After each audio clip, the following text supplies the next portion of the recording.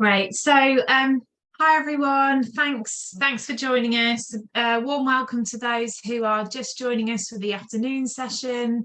Thanks to for those who were at our lunchtime session, thanks for joining us. And I'm sure you'll agree we all had a great time. We had a lot of fun getting to know each other in breakout rooms, and also had a fantastic game led by the brilliant Julian and Claire. So thank you so much for that, guys. It was a great session. And if you are just joining us for the first time today, then welcome to SIDCN's very first small charity festival. We have been doing this event all day since 10 o'clock this morning, and I'm going to finish about 4 today. We've had some fantastic sessions already this morning. We've had a session all around managing risk when working internationally, and a section all around data and insights around public engagement in international development. Really fascinating sessions. If you have missed the morning, then don't worry, because slides and recordings will be sent to you. We've now got a really exciting session all around shifting the power in international development. Introduce yourself in the chat if you're just joining now, and also there's a link in the chat to share your details with other attendees. So you don't feel like you have to, but if you'd like to share your details with other attendees, it won't go outside of the attendee list, so that you can then connect with each other after the event. And then please do fill out the form there. And also please do remember to keep sharing on social media. Do tweet us, tweet about Small Charity Week. And if you tweet with the hashtag SIDCNFest, we will retweet everything from that. So do feel free to plug your small charity as well. Great. So as I said, we've now got a really, really exciting session all around shifting the power in international development. And we've got Nikki from One World Together and Leela from Raising Futures Kenya, who are going to be hosting this session for us this afternoon. And if you haven't heard of One World Together, they're quite a new organisation, and they're doing really exciting stuff, aiming to pioneer an alternative approach to funding by connecting young people directly to communities across the globe.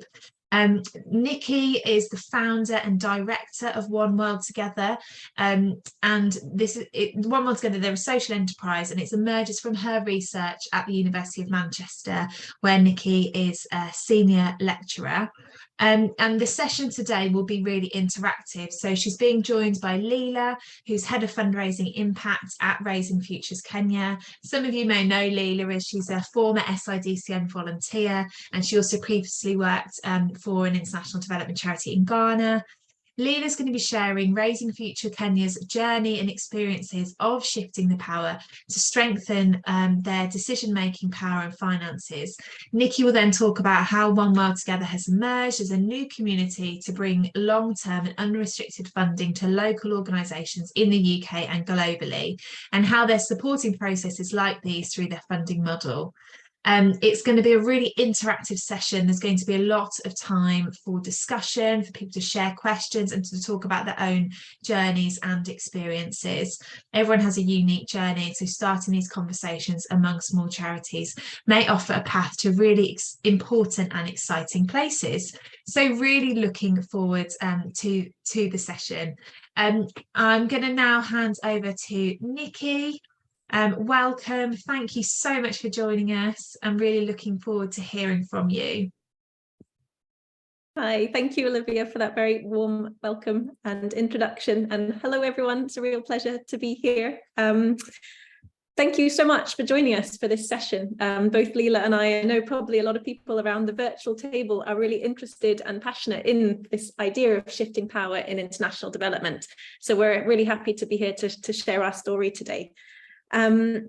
As Olivia's already mentioned, we are hoping for this to be quite an interactive discussion, because it's valuable as a case study, but also valuable as an opportunity for us to all get together, raise questions we have, share our experiences in what is a path that many people are learning together, and that together becomes really important, as One World Together recognises. So as Olivia said, my name's Nikki. I'm kind of a new one in the room, because I'm kind of moving from academia into launching this movement to try and support processes like these. I'm looking forward to sharing that journey with you today. But in the meantime, I'm very excited to pass on to someone who will be more familiar to you, as Olivia said. So I'd like to pass to Leela from Raising Futures Kenya, who have been going through their own process of shifting the power away from their UK arm towards greater kind of power, revenue raising, and kind of strategizing with their Kenyan partner. So Leela, over to you, and thank you very much. Thank you, and yeah, really fantastic to be here, to be part of this first incredible program from SIDCN. So just to say, yeah, I'm Leela, I'm Head of Fundraising Impact at Raising Futures Kenya. I've been with Raising Futures for about 7 to 8 months. And the journey that Raising Futures Kenya is on around shifting power is one of the huge things that attracted me to be working with them. But I'm newer, so I'm definitely sort of standing on the shoulders of work which has been initiated by the likes of Vic Hancock-Fell, by our CEO, Kirsty Eridge, our incredible board, and obviously our partners, the leaders of our partners, Mary Mwangi and Florence Owengi in Kenya, who we'll be talking a little bit more about shortly. So I just want to share a little bit about who we are, what we do, shifts that have happened within our organizations and our partnership, and the journey that we're on in terms of transferring power and resources, and how we're doing it, and why we're also very excited to be partnering with One World Together. And I'm very much looking forward to hearing from all of you in discussion about the kind of journeys that you're on. As it's been said already, there's not necessarily a straight path. Everyone's starting from different points. So it'd be really interesting to hear the kind of experiences that you're having, the questions that you've got, and see how as a group we can support each other through our journeys. So Raising Futures Kenya is a small charity providing vocational and business skills training to vulnerable young people in Kenya, aged 14 to 25, majority girls. We've been working with our Kenyan partner on our Seed of Hope program for about 20 years. And we provide wraparound skills such as wraparound care, I should say, counselling, life skills, graduate support, and practical support as well, in terms of packs of period pads, free lunches, childcare vouchers, all of the things to enable young people to really focus on their learning and reduce those barriers. So providing skills, hope, and opportunity for young people to thrive. We have a very low dropout rate and very high success rates of young people gaining work or starting their own business and earning above the poverty line. So we're very small here in the UK. We're about 2.0 of staff at full-time equivalent compared to 21 staff in our partner organisation in Kenya. We have a target income of £230,000 this year. So that tells you that we are fairly small, as I know a lot of other people in the room are. I think it's important to share how we were founded and how we got started. So we were founded by an incredible couple called the Packards, who in their 70s went to work in a children's home in Kenya in the 1990s. So we're registered as an NGO in Kenya and as a charity in the UK in order to raise funds. And we're on that journey of separation and self-reliance for our Kenyan partner. In 2018-19, with new leadership in the UK, there was a name change and rebranding and new systems that were put in place, which I think were really pivotal in the journey. So using new finance systems like Xero and Salesforce as a supporter database, the Google Drive, and doing that both here in the UK and in Kenya. And there was also a restructure of staff in Kenya. Then I'm sure, like many of you, COVID brought new or exacerbated challenges for the communities that we work with, and changes in how we operate, as well as impacts in our income, affecting our resilience. And that really kind of sharpened our focus on sustainability and impact of our programs and also organizations. So at that time, 2 projects were made fully self-sustainable and handed over to the community. And we focused solely then on Seed of Hope as the most impactful program. We pivoted the Seed of Hope program, condensing accredited courses, so where they were 12 months, shortening them to 6 months, and also set up a new entrepreneurship and digital skills program, just a short course, so that young people could gain the skills to start generating income much quicker. And that also meant that we were able to massively ramp up the number of students we were able to reach. So in 2022, we managed to reach 778 students, and that was more than we had done in the previous 10 years put together.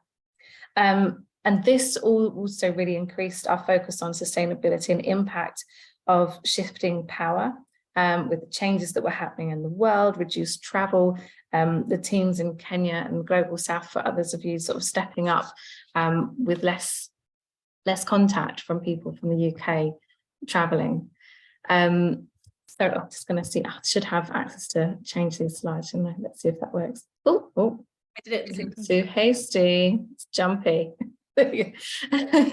So I'd really like to introduce these two ladies, Mary Mwangi on the far left, and Florence Owengi. So Mary's the Director of Operations and Florence is the Seed of Hope Programme Manager. They are very much the heroes of the impact of the Seed of Hope Programme achieves. Mary's been with Raising Futures Kenya NGO for about 14 years, and about half of that time spent in senior leadership. She's a trained accountant, she's hugely qualified. And Florence, she's been with the organisation for 20 plus years. She's one of the first staff that was employed at Seed of Hope, a trained teacher and a trained counsellor. And I think really having these women in post is a huge part of why the organisation is achieving what it is and why we're able to shift power. And the reason that we're wanting to shift power is to ensure that we can remain agile and responsive to the needs of the changing context of the communities that we're working with. Mary and Flo are the right people to be finding the right solutions. And for far too long, programmes have been driven by ideas and values from the global north. And it's just about really putting a lot of trust in them to be able to deliver. And I want to share with you two key processes around Shift the Power that I think have probably had the biggest difference, being strategy and also fundraising. So a key shift for our organisations and for Mary was creating two separate strategies. RFK NGO in Kenya developed their own for the first time in 2022. It's a 5-year strategy stretching to 2026. Our strategies needed to be different because we're working in different ways, although for a shared goal. And this was really pivotal for Mary in being able to engage the Kenyan board. They started visiting sites, they've become much more engaged in work, they're now engaged in local fundraising. And it was a real catalyst to remove people from the board who perhaps weren't the right people to be there, who for the best will in the world were there because of their sort of religious duties, their standing in the community. But looking at the strategy and the next 5 years of actions and thinking about, well, what are each of these board members going to bring, and them taking that accountability meant that then there was recruitment of professionals with specific expertise coming on board with real purpose. And with a stronger board, that's meant that there can be line management of Mary within Kenya, no longer being line managed by Kirsty, the CEO of our UK organisation. She can work much more effectively with her board so that decisions can be made much more within Kenya. And for the UK, we have a desire to wind down and cease to exist when we're no longer needed. And that's now written into our strategy. And it's for Kenya to become the lead partner within the next 15 years. The second piece that I think is quite key that we're really working on at the moment is fundraising. So a key step in shifting power hinges on the dilemma of funding and the chain of accountability, because for most of the time the significant funds have been coming predominantly from the UK to Kenya, almost exclusively, and that really perpetuates the power imbalance at the heart of our partnership. So for the last year or two, we've been collaborating with Mary in Kenya on applications, creating a Kenyan grant application cycle. She's also been engaging in training within Kenya with the Kenyan Community Development Foundation has been asked by the French embassy, who funded them directly, to be leading a consortium to put together joint applications. And we've also been in the UK encouraging funders to be directly awarding grants to RFK NGO in Kenya rather than via RFUK. And there has been successes in that local resource mobilization from the Kenyan team, as well as funders actually awarding grants directly to them. And that's starting to make a real difference. And we're seeking to employ a new senior fundraising and development manager within Kenya. So yeah, it just means that holding funds in Kenya, raising funds in Kenya, mean that we can ensure that there is more decision making in Kenya. And we're really committed to gradually scaling back our organisation and our overheads in the UK and our operational support. And I just wanted to share a quote from Kirsty, our CEO, who's currently on maternity leave, which is written into our strategy, which says that we recognise the power imbalance between charities in the global north and global south, and are committed to reducing our UK organisation and building up our Kenyan partner, who are experts in their communities. To do this, we need to support them with securing their own income. Without investment and resources, nothing can change. So I don't think it would be right to be talking about this without having Mary's voice in this. It would be great if she was able to be here today, but I have a short clip of her from our Meet the Team event on 30th of May. So I'm just going to see if I can play this, which should be embedded. Or does it work? It does not seem to be working. Oh, hold on. I think it's under the tab to move slides. There we go.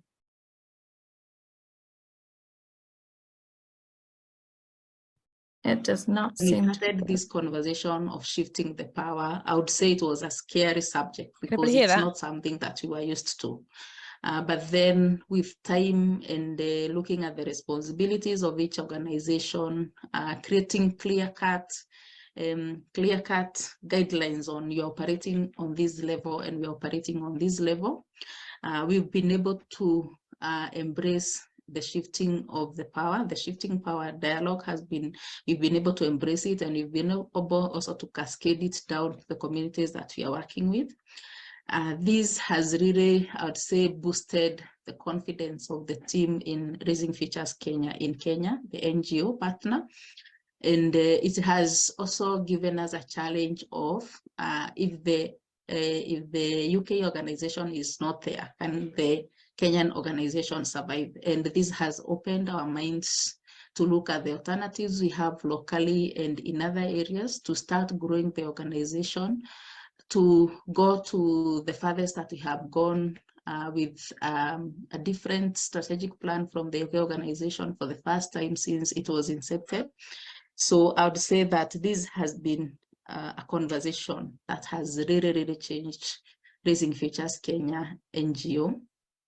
Traditionally, we have been able to lead on the programming, doing the needs assessment, working with the communities, proposing the design of the programs. And when we started this Shift the Power conversation and looking at what aspects of your organization do you want to do, or are you capable of doing without necessarily the UK organization coming in to say do this or do the other, we have been able to give ideas to the UK organization and jointly work on them. They fundraise, we also fundraise locally, and the ideas take off.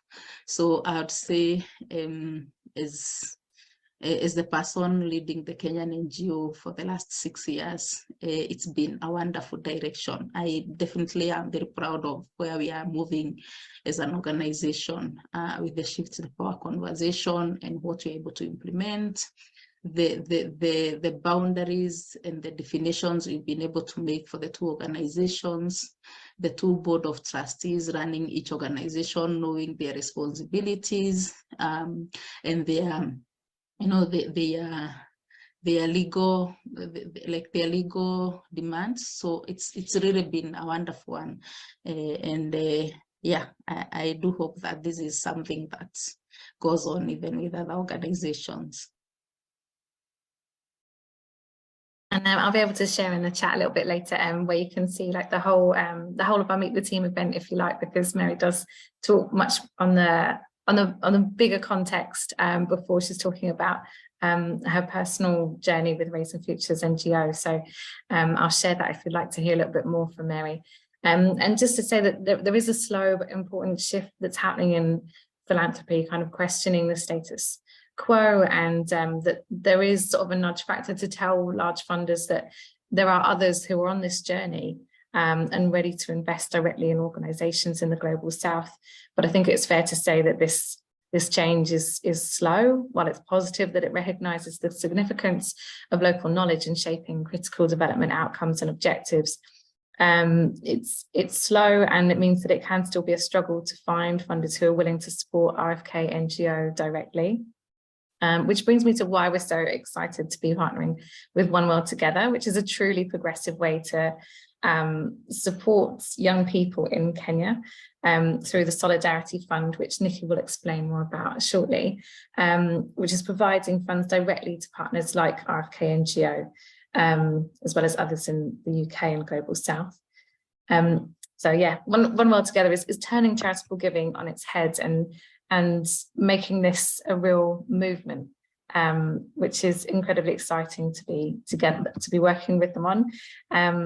So yeah, it just means that decision-making power can sit more readily with RFK NGO, as it should, so that they can remain agile, ensure that funds are spent in the right way. They can respond rapidly to growing and changing needs of the young people in the marginal communities where we work. So I'll hand over now to Nikki to explain a bit more about One World Together, the movement and the Solidarity Fund. Thank you. When we started this conversation of shifting the power, I would say it was a scary subject because. Great, thank you so much, Leila. It's great to hear more about the journey, and it's a really nice segue there with your ending around the fact that we have these deeply unequal and northern-driven systems. And those systems are trying to change, but they're changing very slowly. As Olivia introduced, I'm actually an academic by background. So I came to this same kind of question with a very different outsider perspective, that actually thought maybe we shouldn't be trying to tweak these systems, but maybe we should actually be trying to build a new alternative system that works in a better way, that creates a new pool of funding that we can redirect straight to the local level. This drive really came from some research where I first got connected with SIDCN, where we were mapping the UK's development NGO sector. And it revealed the real strength and generosity of the British public. But as I'm sure, speaking to this audience, it comes as no surprise that all goes to the biggest charities who are working through the most unequal systems. So that's where I came into this, and kind of 2 years ago started working towards this alternative system that became One World Together. So I have a co-founder, Chibwe Henry, who has spent the last 6 years working with Comic Relief, so one of those bigger partners. And we've joined forces to launch this new system to support local organisations on a long-term and unrestricted basis. There's two, so we have two kind of core objectives and philosophies. One is this more impactful funding that strengthens these processes of shifting power, strengthens local organisations, whether they're in the UK or globally around the world. And then the second dimension of that, in terms of building a new form of solidarity, is connecting people and supporters and organisations like Raising Futures Kenya around the world to deepen those understandings and to become this virtuous circle in which people support us for the long term, so we can then support local organisations for the long term. So those two sides of things, better forms of funding and new forms of engagement that deepen understandings of poverty, are really core to what we want to do. So I just wanted to share one slide that I guess kind of gives you a visual idea of what we're doing. So the idea is that we want to create a really affordable way of giving and see our strength in a long-term pool and a broad base of supporters. So we get our strength in numbers, not looking for big forms of finance from a few individuals. So people will be able to sign up as our global citizens and donate as little as £1 a month. And we'll pool that into what we're calling our Solidarity Fund. And we'll commit to paying 100% of those contributions minus the transaction fees to our partner organisations around the world on a long-term, predictable and unrestricted basis. So moving absolutely away from project-based forms of finance to finance that strengthens organizations, that recognizes those organizations are the best place to decide where their money is spent. Of course, we have to be kind of sustainable ourselves. So we're a social enterprise. We build that sustainability through an annual membership fee. And again, we want that to be affordable. So people can pay as little as £5 for a year.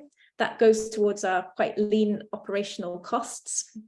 And as a non-profit social enterprise, all of that profit gets reinvested into the system, our community, through a range of other funds for our partners, through connecting and exchanges, learning and global expansion. So all of that money, any profit left over, gets kept within the community. The other aspect that I mentioned is this idea of nurturing solidarity, building that sustainability while transforming these perceptions of poverty and inequality. One of the reasons that this problem of inequality persists is because the UK public don't have any other option. This charitable system is the one that we know and that we're used to.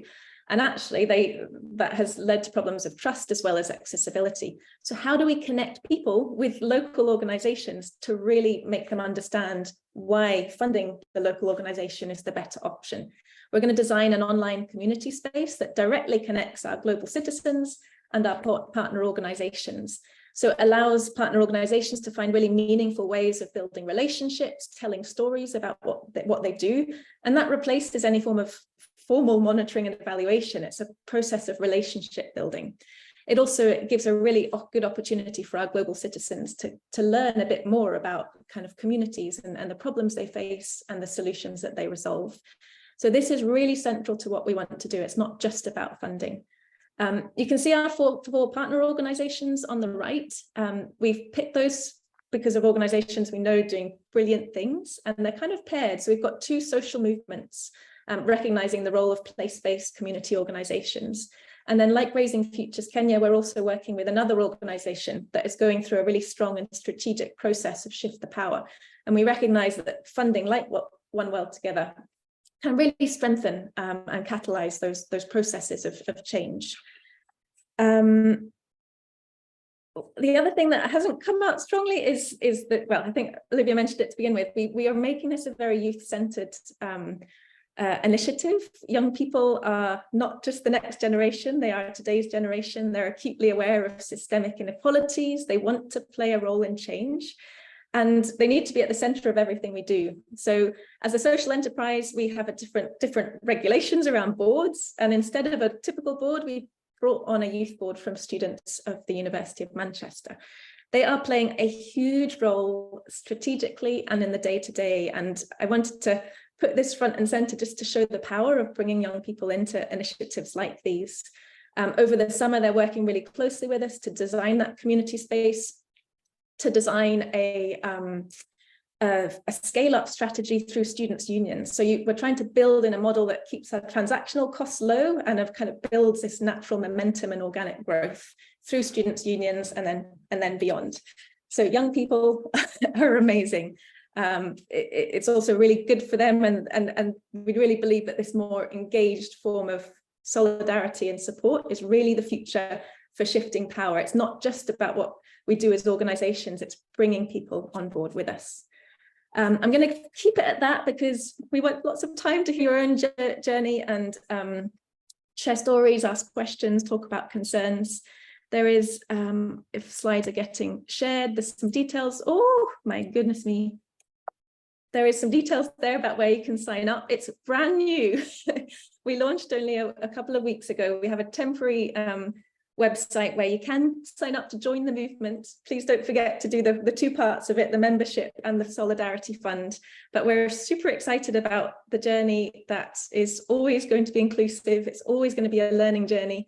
And yeah, look forward to talking to you all about it. I see there's already questions in the in the chat. Where do we start? Amazing. Thank you, Nikki. I've just put a link in the chat as well to the website, so do have a look on there and do sign up. And yeah, do when posting about today on socials, do tag in One World Together on Twitter and Instagram and LinkedIn as well. The links are there.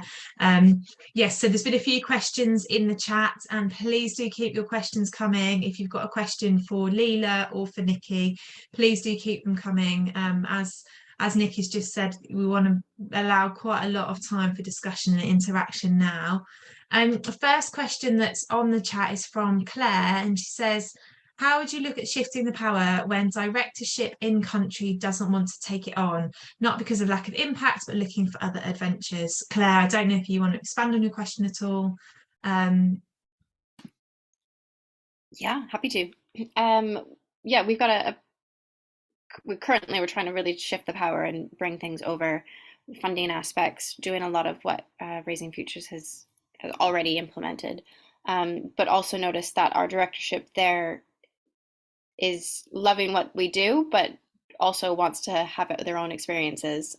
So it's shifting to power, but yet there's a seemingly lack of wanting to take it over, if that makes sense.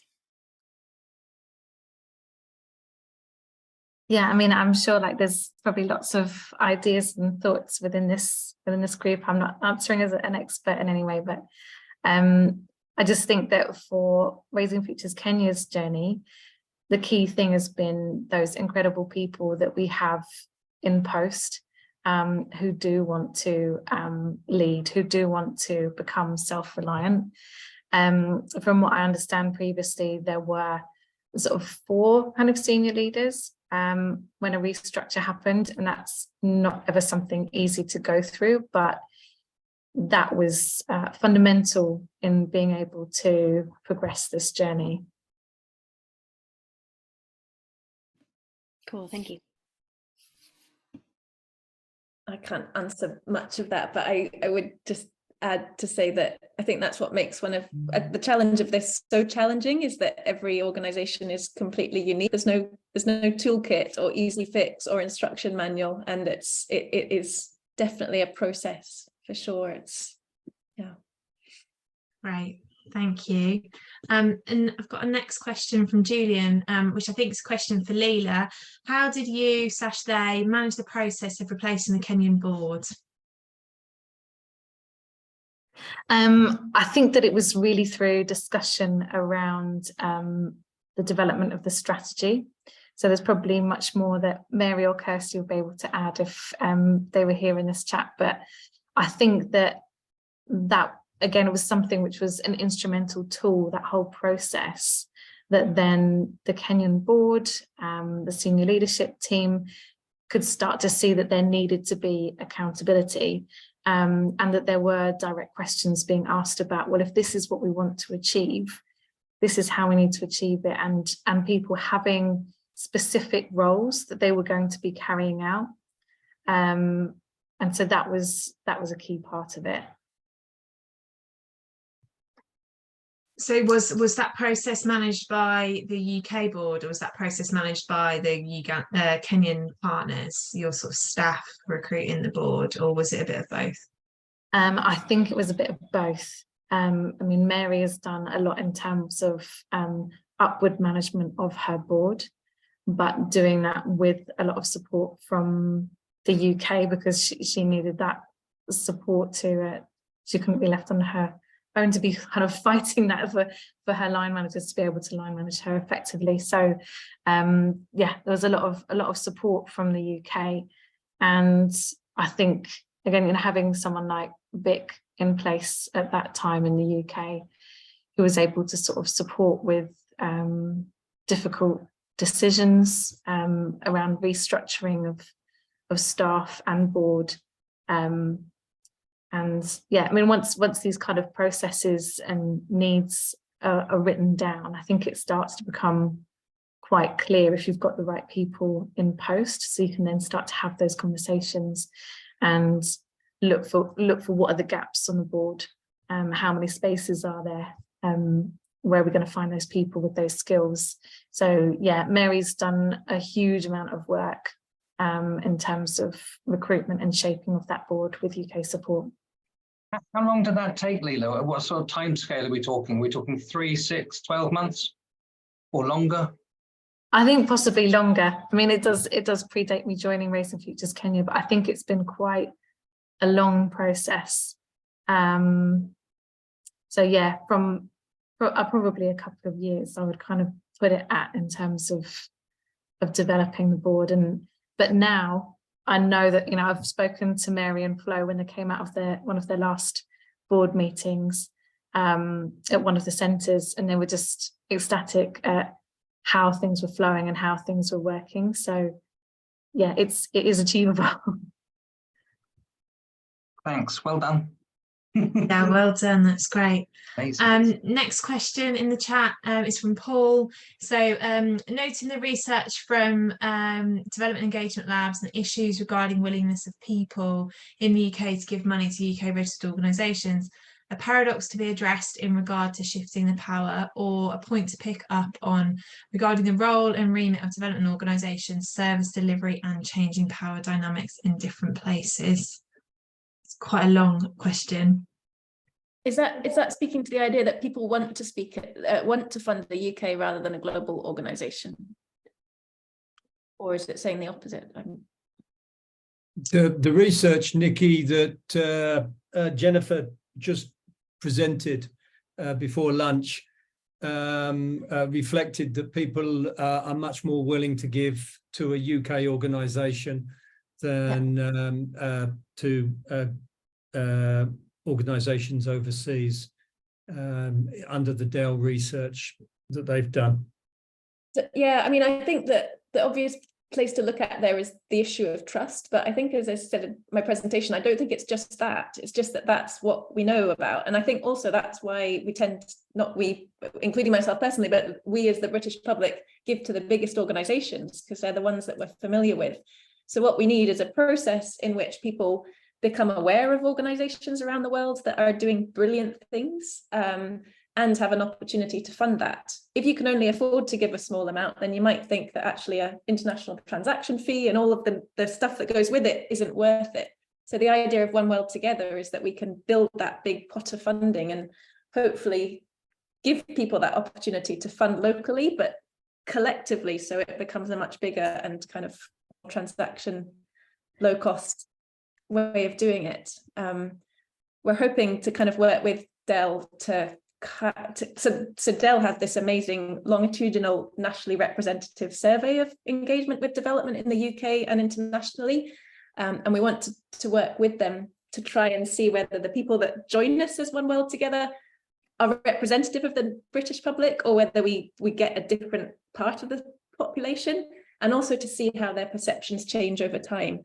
Because I do think when there is an option on the table to do things differently, as people become aware, behaviours and attitudes and practices will change. And I guess as small charities, you know that it's very easy for you to kind of convince people that small is mighty and you can have real power with your money. It's just people don't always know that. I think probably worth just to interject is that in the Dell research, it also said smalls are trusted. So they see us as trustworthy and honest, and that there is an interest in about changing the world. So actually, is it all they've seen is, as you said, big? All they've seen is that noise, and I hope that part of the journey is for us to help to amplify the voice of smalls, to change not to change public perception, because what was really confident from the Dell was that people want to do this stuff. It's just they don't know what they don't know. Yeah, absolutely.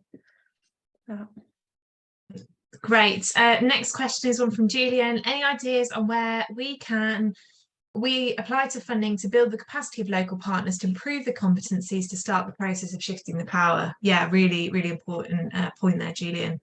Yeah, where do we start and where do we potentially get funding to start that process?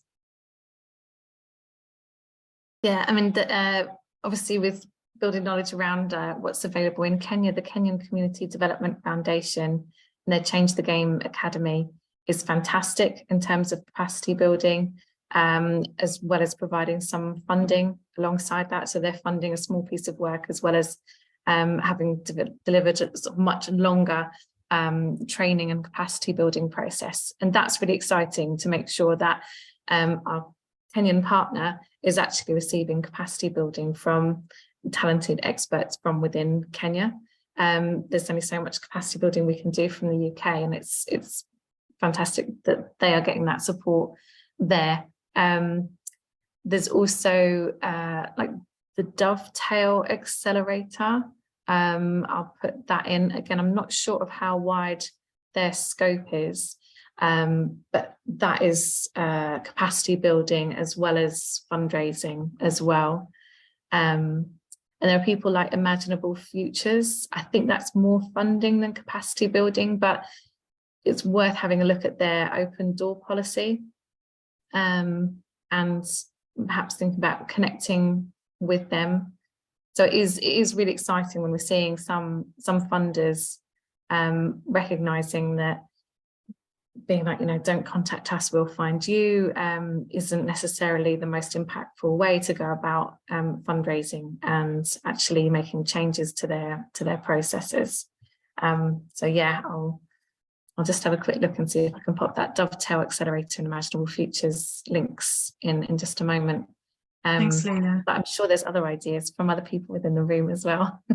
Well, one thing I was going to suggest actually, and this is sort of at Kids Club Kampala, where I work, that part of our journey have been on as well, is even if you can't find funding from charitable trusts or external sources to do this is a really important thing. And actually all small international development charities should be thinking about this, should be thinking about who holds the power, how can we shift that, and actually maybe that's something to talk to your board of trustees about investing in. So even if you can't you apply for external funding, maybe it's worth having a conversation with trustees and just saying, this is such an important thing, we need to be investing in this as an organisation. So even if you can't find external funding for the process, it should be sort of something that's embedded internally. Again, I'm speaking with very outsider status, but it strikes me that it's also something that you have a lot of collective power over with SIDCN. It becomes a kind of a unique selling point of your side of the sector. I was in a roundtable with someone from FCDO, and they said it's terrible. If we left the country offices, civil society would break because of the ways we've been funding them all of these years. But you as a sector can collectively come together and say, because we work so closely with partners, we are a place where you can start really putting your money behind shifting the power, and kind of, I don't know if you can outline a range of support and kind of processes that you can do that. Humentum, I think, do a lot of training courses as well as Change the Game Academy. So maybe that's a way of working together. And I think definitely what we saw within the small international development sector is during the COVID pandemic, in the vast majority of cases, large NGOs, large aid agencies pulled out of countries, but it was those smalls with local partners on the ground that stayed and delivered and had a real, huge tangible impact. So one of the things at SIDCN that we're passionate about is amplifying the voices of small charities and being able to share case studies and to be able to talk about that to try and leverage funding. So that's why we're really excited to be kind of partnering with One World together and seeing, how this movement can really help to build and grow. I'm just going to see if there's any more questions. Question from Amanda: are you finding international funders are more open to funding directly?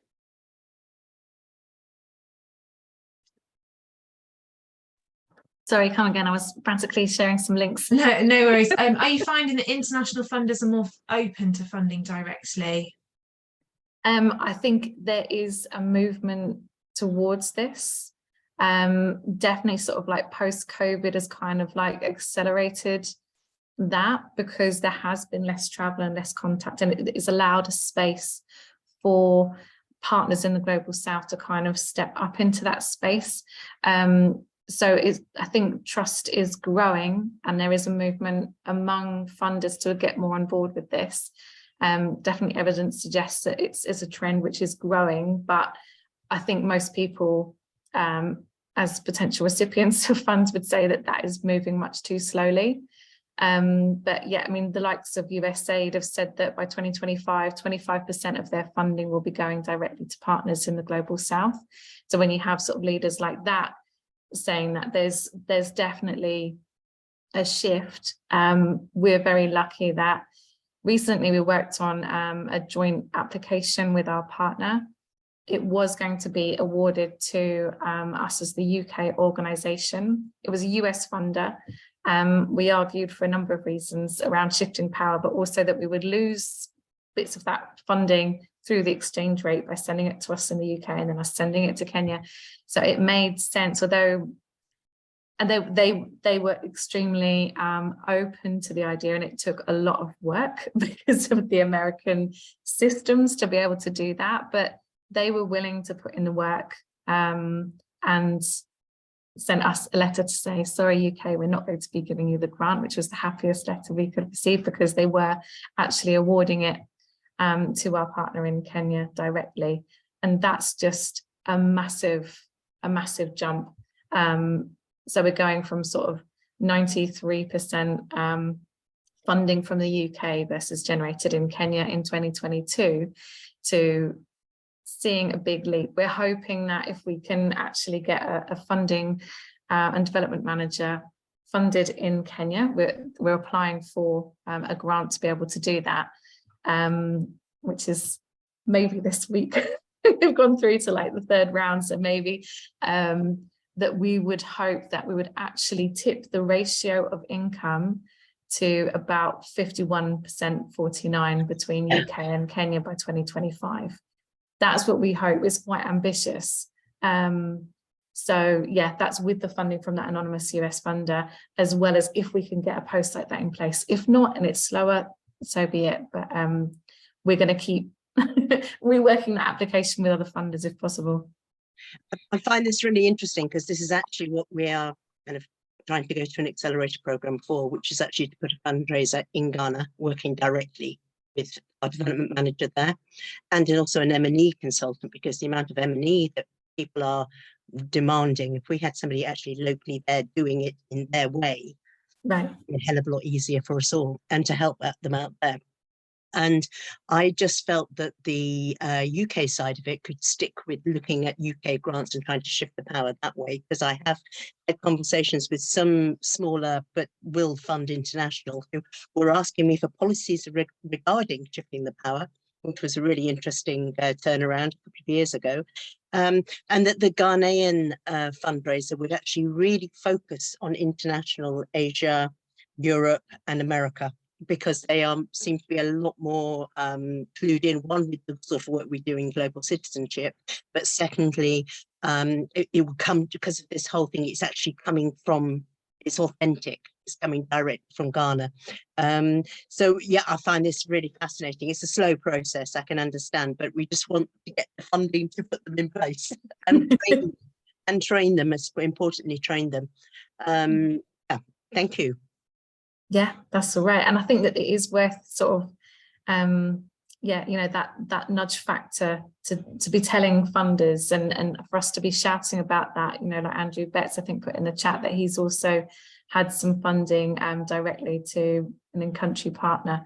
I think we need to be shouting about that so that we as SIDCN and Smalls collectively are saying, you know, there are other funders who are willing to do this.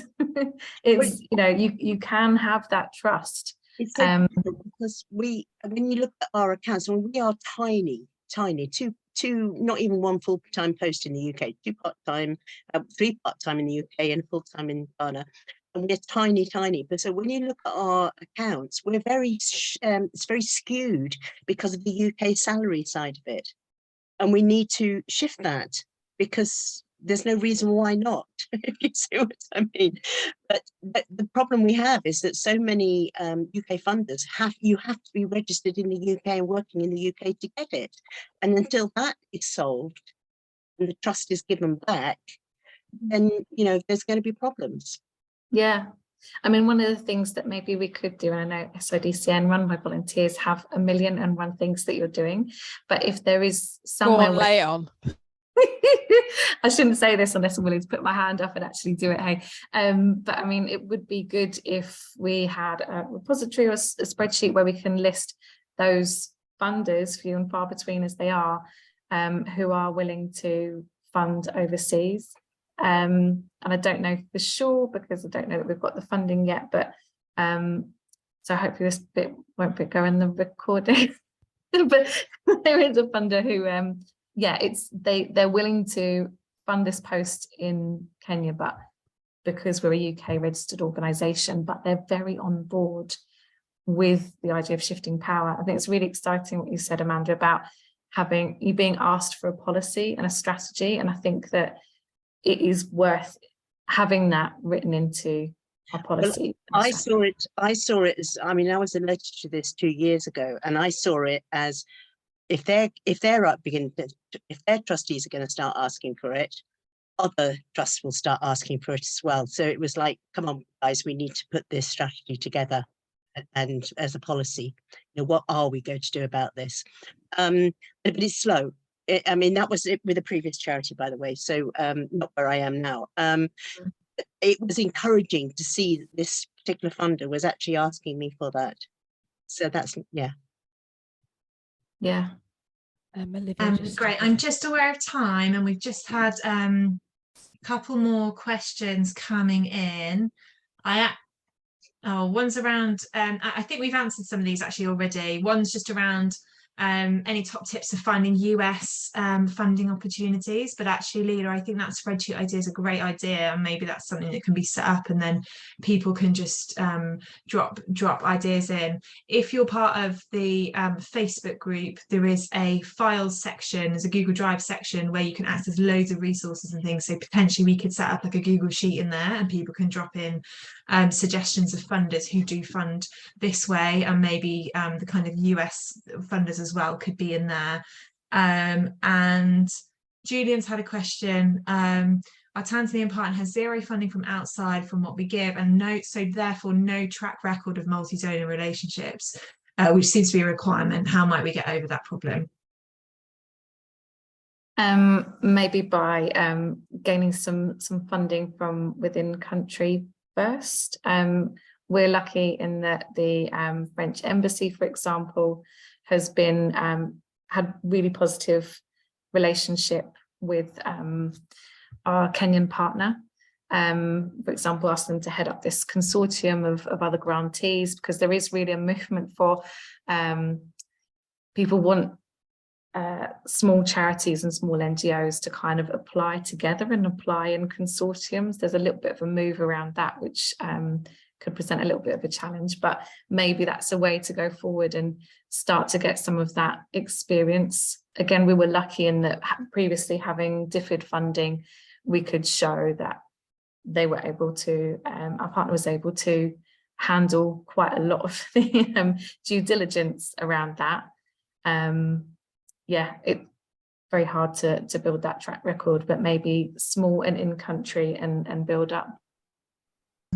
I think as well with your local partner, even if they're only a place they've been receiving funds is from yourself as a UK charity, you can still use that. You know, if you as a UK charity have kind of robust due diligence systems and processes in place that you know are kind of implementing to your local partner, then they can kind of use that to say, you know, we've been receiving money from this UK organisation for 10 years, you know, this is the due diligence we had to go through. So I think that can potentially be leveraged as well. Maybe we've certainly found that. Any last minute questions? I'm just aware of time.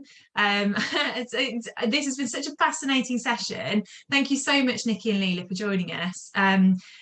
It's been really, really useful. As I said earlier, the recordings and the slides are going to be sent around to everyone at the end of the day. But to be honest, I feel like with all of our sessions today, we could have carried on for several hours. So maybe we can organise another session in the future. But thank you so much for joining us.